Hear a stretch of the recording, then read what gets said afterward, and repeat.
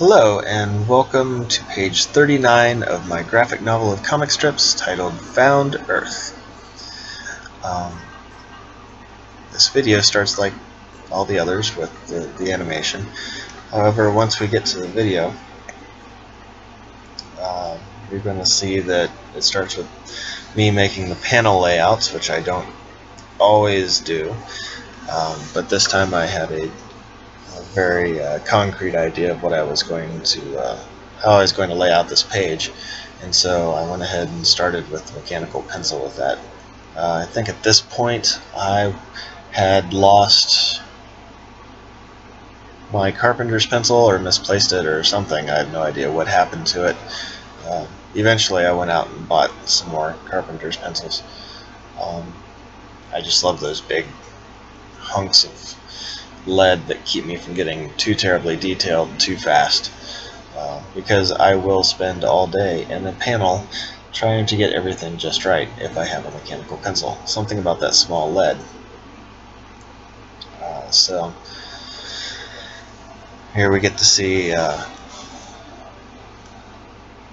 me at my nitpickiest, I guess, with the mechanical pencil and laying out with the ruler. The fact that this video came up this week is a bit of serendipity.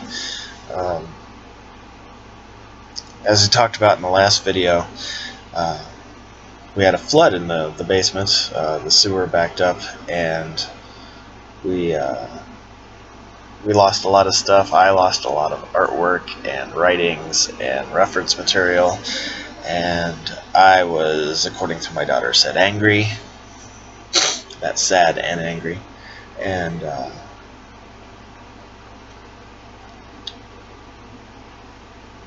I knew that I couldn't go on with that point of view. I had to let that go and keep going if I was going to continue to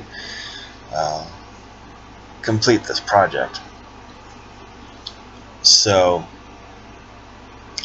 the page starts from somebody else's point of view, and that's where the serendipity comes in, because I needed to take another point of view. I needed to see things differently, and so this page starts with the point of view of some ants working. You get to see the robots as giants and looming overhead, and random things that happen that can be destructive.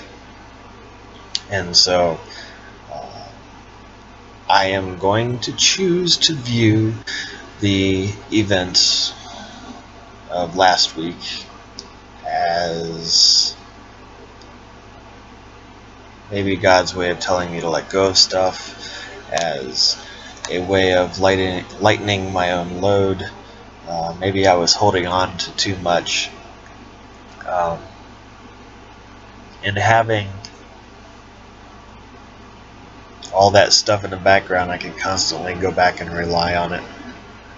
And now, moving forward, I don't have the reference material to go back and see how I did it in the 3 and 4 panel comic strip.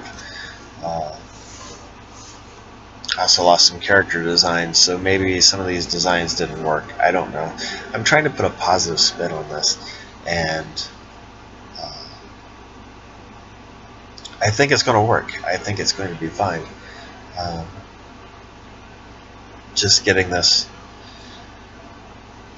done in its own way, instead of relying on how I did it the previous times that I was putting this together. As long as I have the little black book that I wrote all the story down in, I should be fine. And I've made really sure to keep that safe for the last... Well, I started writing in that book when I was still at Kent State, so that was a decade ago anyway. We moved right up to Kent State right after we got married, so that's been 16 years at this point, and so I've had this book for 16 years. I've been writing in it, and so I've I've tried to keep it safe. Now there's been some accidents, like I put it in my lunchbox and something spilled, but overall the book has held up well.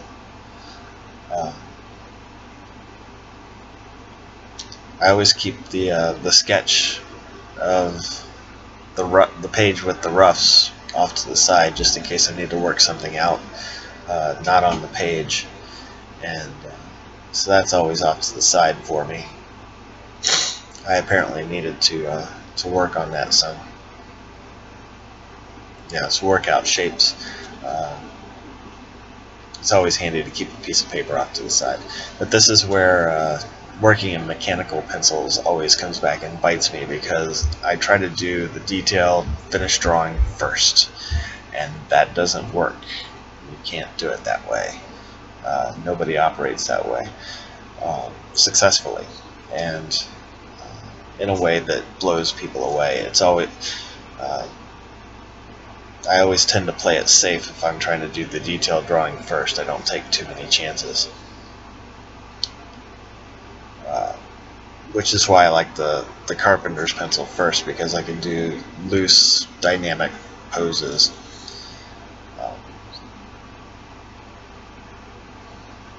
So as long as I can keep that book safe, and so far so good, knock on wood, I have.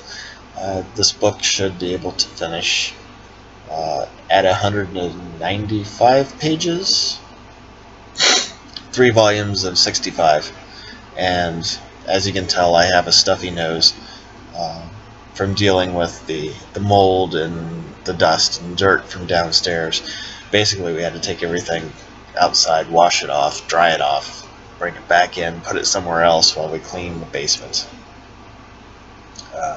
The house smells like bleach water and vinegar and new puppy. Yeah.